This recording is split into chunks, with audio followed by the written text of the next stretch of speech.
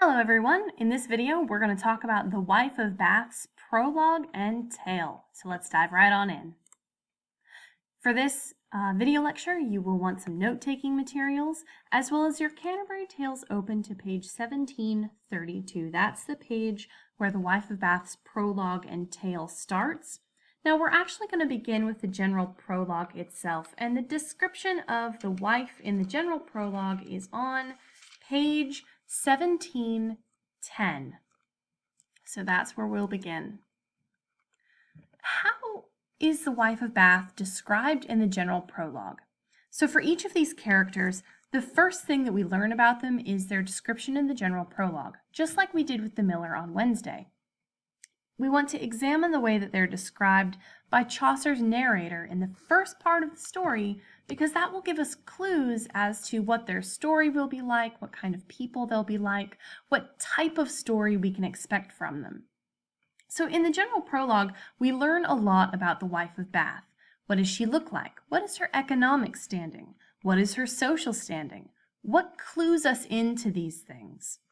And then Chaucer gives us two other really important pieces of information about her life experiences that, if we take them together, imply something about who she is as a person.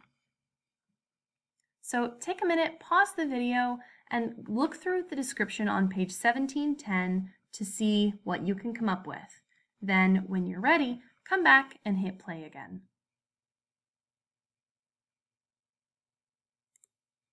So here are two things that are very notable about the wife of Bath. First, quote, "She had been an excellent woman all her life. 5 men in turn had taken her to wife, omitting other youthful company, but let that pass for now." So here we see that Chaucer's wife of Bath has had 5 husbands and other youthful company, implying that in her youth she had some other lovers. We also learn, quote, "Over the sea she had traveled freely. Many a distant stream she crossed, and visited Jerusalem 3 times. She had been at Rome and Boulogne, and at the shrine of Compostela, and at Cologne. She had wandered by the way through many a scene."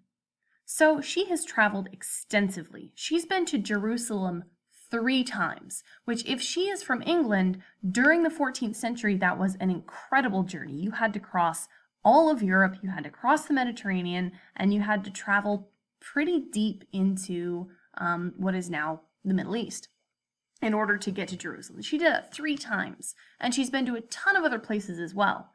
So taken together, these things can tell us that she is an extremely free-spirited woman. She loves to travel, she loves to get out and see the world, and she wants to see the world in a romantic sense as well. And the fact of her 5 husbands is going to be something that will come up a ton in her personal prologue. But for now, if this is all we knew about the wife, we would still suspect that she is the kind of woman who has not only done a lot of living, but enjoys doing all of this living. So let's look at her physical description now.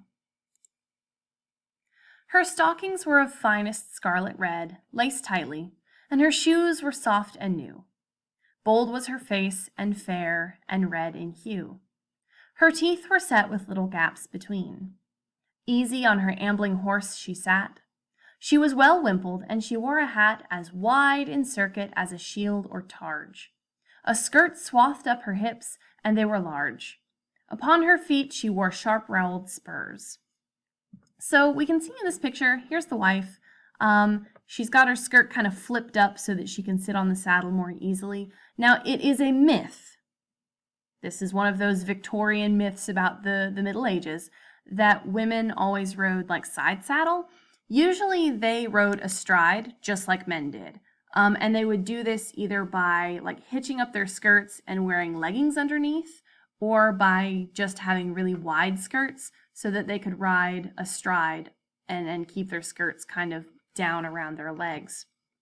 But women, even then, women would wear some kind of like protective leg covering, really long socks, hose, the kind of boxer style underwear that everybody wore, so that they could ride astride. So not only is she riding astride, but she has a really big hat and she's wearing finest scarlet red stockings. Scarlet red didn't used to just refer to the color, it also referred to a specific weave of wool and one that was very expensive. So her shoes are also soft and new. So these things tell us that she is quite wealthy. And if her skirt is also very large, I think I actually missed a line there. Oh, no, I didn't. If her skirts are large, her hat is large, her stockings are scarlet, her shoes are new, she has money. One of the ways that your clothing helped identify your social standing during this period was how much fabric you could afford. The more fabric you could afford to put into your clothing, obviously, the richer you were because you had money to waste on yards and yards of fabric that you didn't need, right? You only need a couple of yards of fabric to clothe your nakedness, but if you can afford 10 yards of fabric, then you're gonna wear 10 yards of fabric, and that's a lot of fabric, trust me. I make medieval clothing as a hobby. I know how many yards of fabric it takes to make a piece of clothing. So she's a wealthy woman. And we learn this when we read a little bit further. We learn that she is a weaver. She is, for weaving, she possessed so great a bent, she outdid the people of Ypres and of Ghent.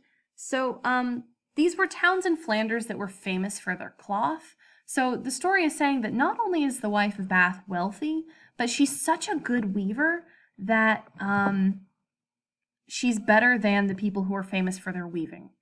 So not only is she a wealthy woman who has been married 5 times and loves to travel, but she is a self-supporting woman. She has her own business. And this was not uncommon during this time. Women could be weavers, tailors, shoemakers sometimes, brewers, bakers. Brewing, like brewing beer, was actually considered quote-unquote women's work. It was a job that mostly women held, and in some places only women could hold. So again, when we think about this as being sort of the time period of the burgeoning middle class, we have to also remember that that didn't just mean that men were taking up sort of trades and like white-collar positions and non-agricultural work. Women were doing the same thing. Women were also owning businesses during this time period, and the wife of Bath is sort of among them in this fictional context. So if we turn now to the Wife of Bath's prologue on page 1732, one of the first things that you may have noticed as you read through this was that the wife gets a way longer prologue than the miller does. The wife gets an immense prologue. Her prologue is so long. Her prologue is, as we'll see, like 3 times longer than her story. What is it that makes her prologue so long? Like, what in the story means that she goes on? And then why do you think Chaucer makes her prologue so long? Why do you think Chaucer wrote a character who, would give a prologue this long? What do you think?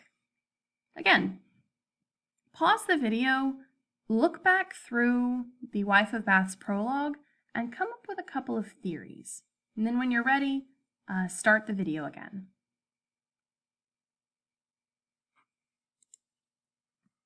So depending on the answer that you came to, I think some of the answers will become more clear when we start to work through the prologue and the tale itself. So my next question for you is, how does the wife build a sense of personal ethos or credibility? What does she say or imply gives her the authority to tell the story that she tells? What does she say that makes the reader sort of, or her audience, so her companions, the rest of the company, say, okay, yeah, you seem to know some stuff about your topic. How does she do that in the text? There are a couple of ways. Again, pause the video, see if you can find them, start right at the beginning of her prologue, and then when you're ready, start the video again.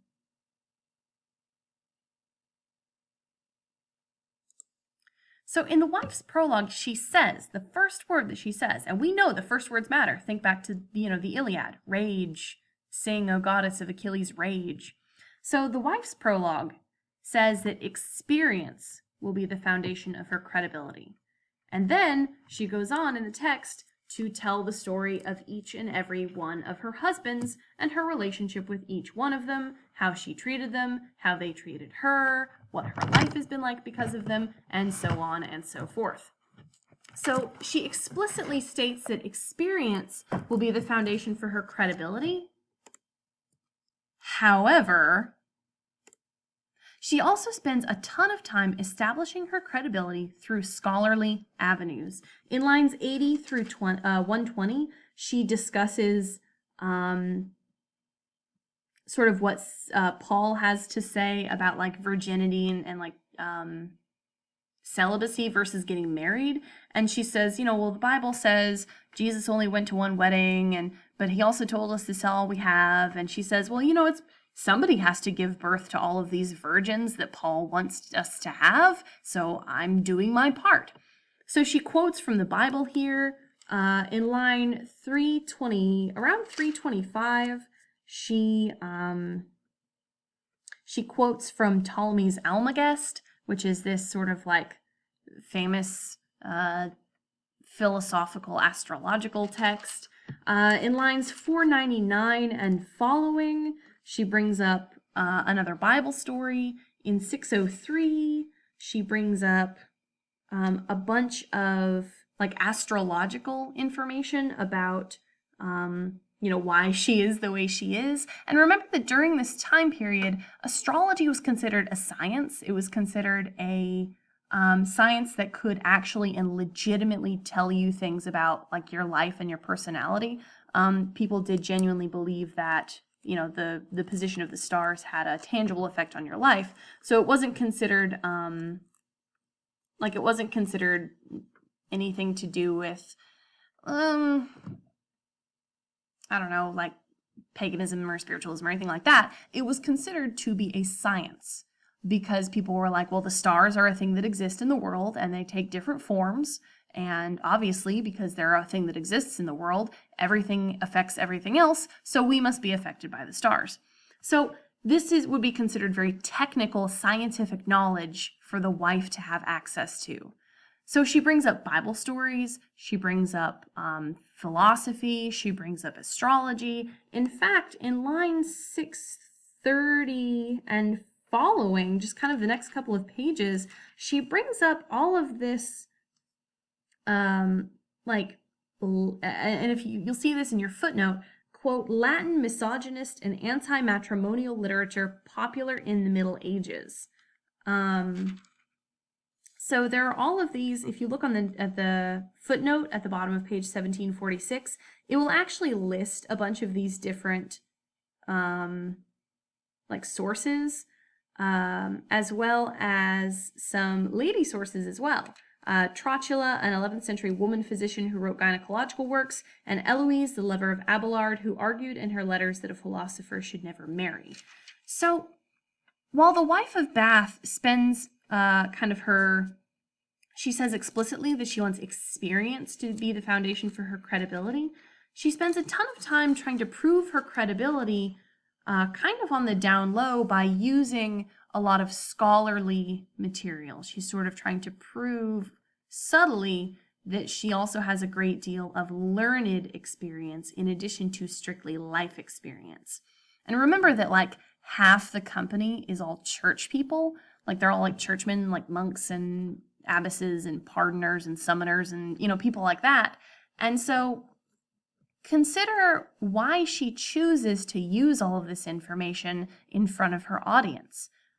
How do you think she is trying to make herself seem to all of these people? It is also worth noting that all of the scholarly materials that she quotes, she gets a lot of her references wrong.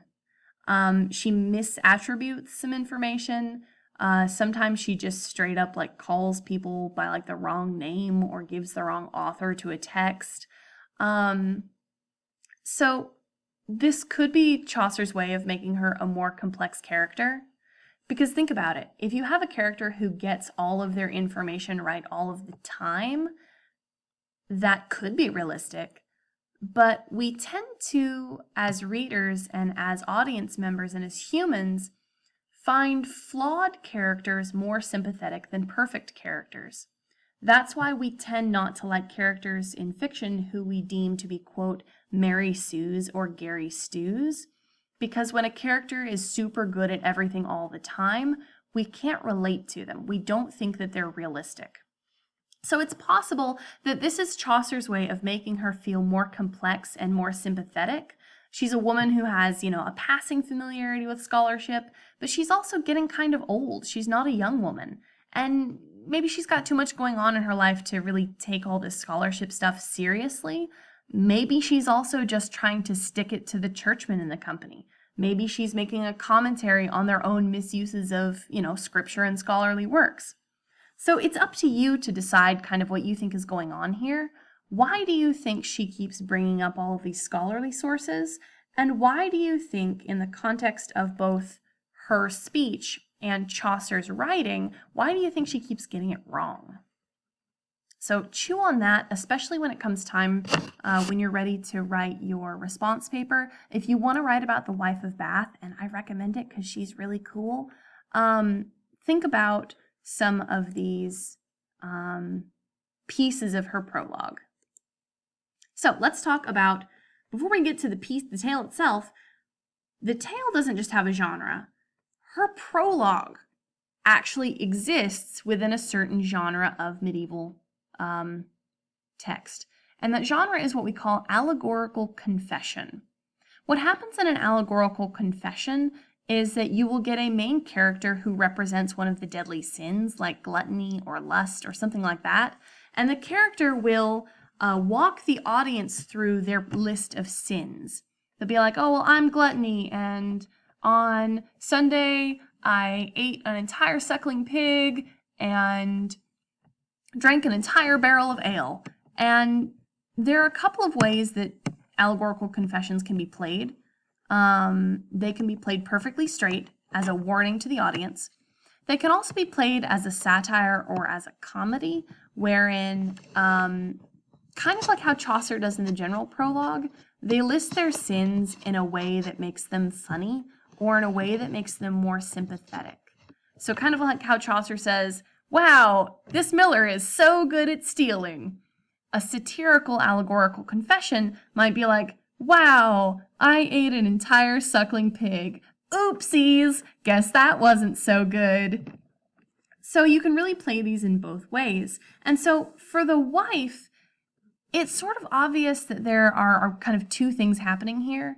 In places, she is really very introspective and retrospective about her life, and kind of comes to understand that maybe she has made some mistakes, maybe she hasn't treated all of her husbands super well, but there's also a lot of comedy here where she's listing out all of her crimes over the course of her life, and some of them are so ridiculous that you can't help but laugh.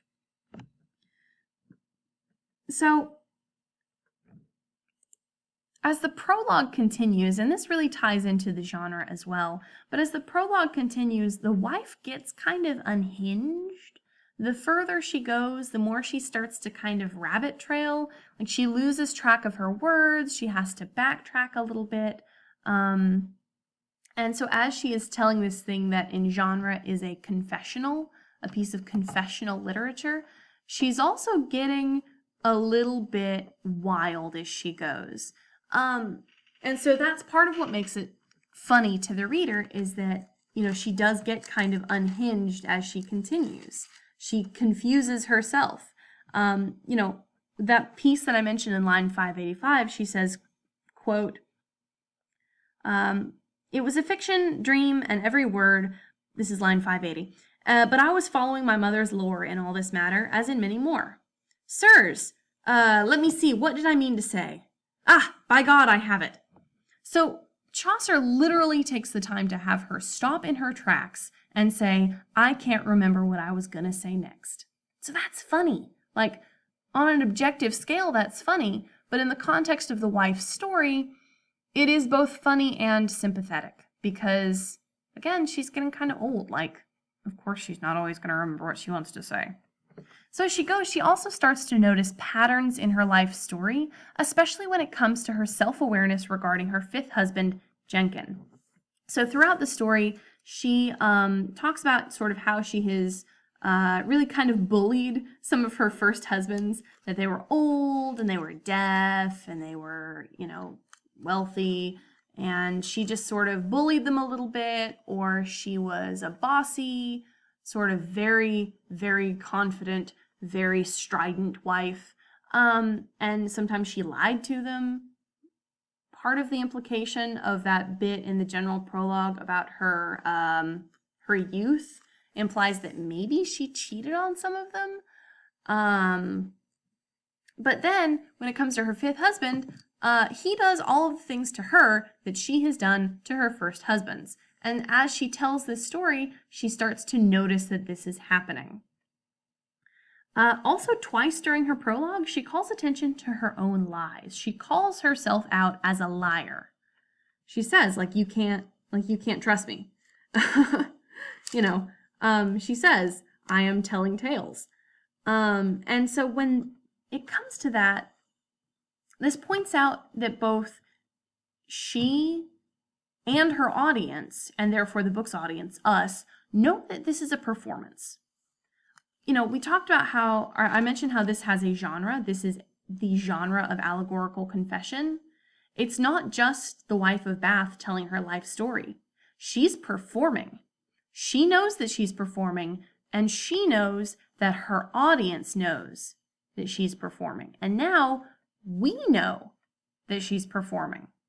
So her story is as much a one-woman play as it is a personal history, and it becomes up to us, the reader, to decide how much to believe her. How much of her story do we trust? And this really ties in kind of to the Miller's Tale as well, when, in a lot of these stories, one of the main themes is truth and lies. What can we trust? Who can we trust? What is the truth of the situation? Can we even know the truth of a situation? Is truth subjective? Because if you think about her relationships to her husbands, she would say one thing, but I'm sure her early husbands would have a very different view of their relationship.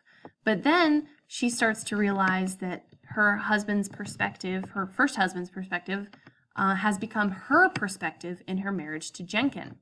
So think about this concept of subjective truth also when we think about the Miller's Tale. Think about how, Allison and I think it was Nicholas convinced the carpenter that a second flood had come. For him, that was the truth.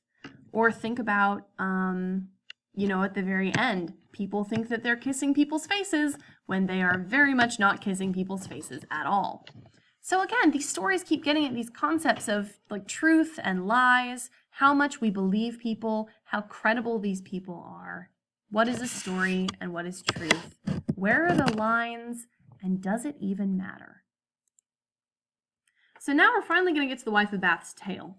And the characters in the tale are King Arthur, King Arthur's queen, the young knight, the beautiful young maiden that he attacks, and the ugly old woman he marries, who, turn out to be the exact same woman.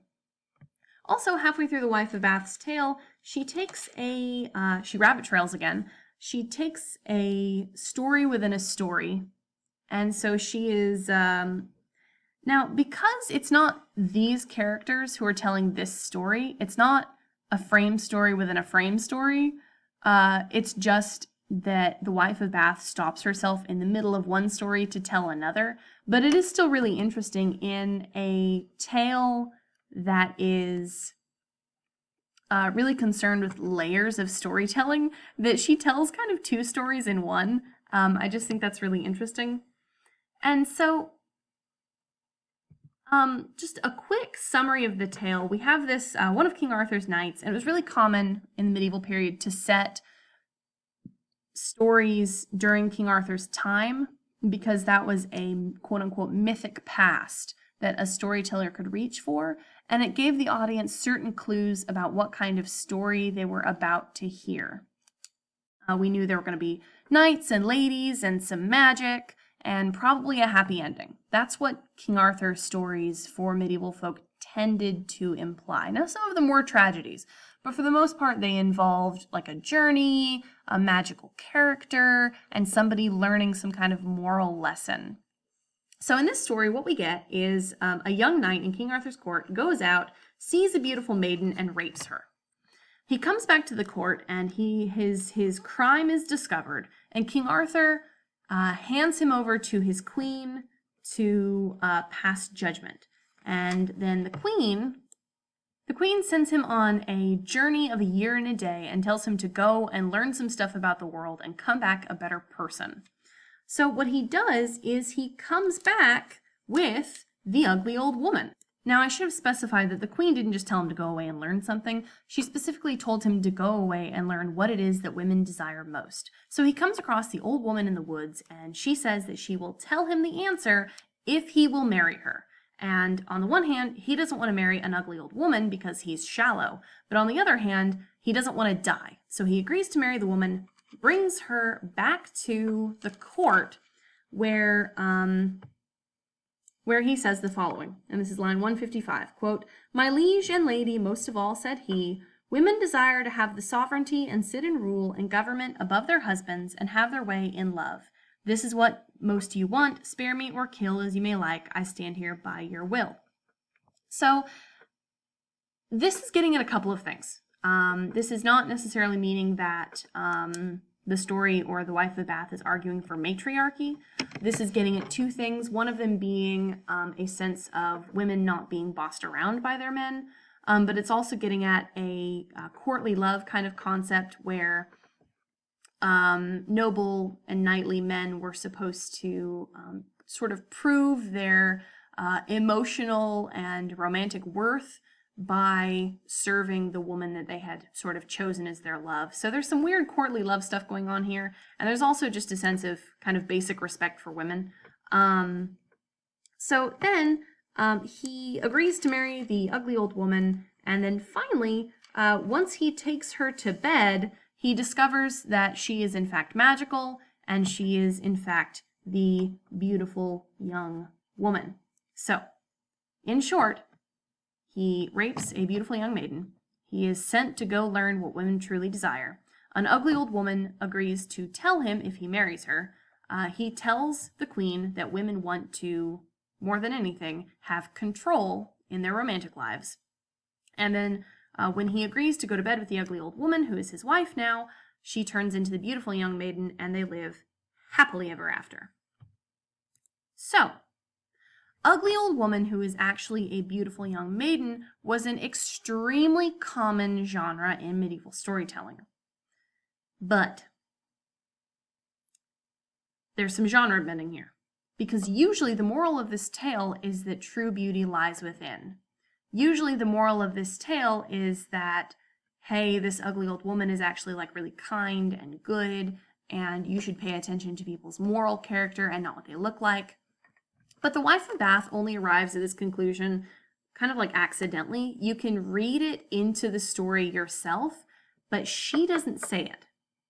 What she says is, quote, "And now to all us women may Christ send submissive husbands, full of youth in bed, and grace to outlive all the men we wed. And I pray Jesus to cut short the lives of those who won't be governed by their wives." And so her message is that ugly or fair, women should be obeyed by their husbands, essentially. Now, in the story, it's not clear whether the knight has actually learned anything about respecting women. Because his life is on the line, and because the ugly old woman actually whispers to him the right words to say, we can't tell if he actually has learned anything or if he's just trying to save his skin, because nothing about his behavior changes. Similarly, nothing about the ugly old woman actually changes. She just gets pretty. And so it could well be that, the wife is making a sincere commentary on how, men can change for the better. But she could be being cynical. She could be saying, these people haven't actually changed. He is still a misogynist lump of a man, and the only thing that changed about her was her superficial looks. So There is a little bit of a conceptual pairing of the hag with the wife. You know, this older woman who places a lot of value on independence and being respected by her man, her chosen man. And also this sense of, you know, nothing for her life is going to change for the better. Even if she did get pretty, she'd still be the same.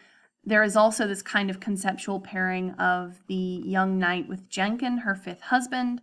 So really, the reading of the Wife of Bath's tale hinges on this one question. Is the wife being sincere or cynical? What do you think? I mean it. Is the wife saying, look, people can change if they find someone worthy to love? Can people become better? Or is she saying, men don't really change, like they don't get better. They just pay lip service to nice ideas so that they can get what they want. So I will leave you with this question. Is the wife being sincere or is she being cynical?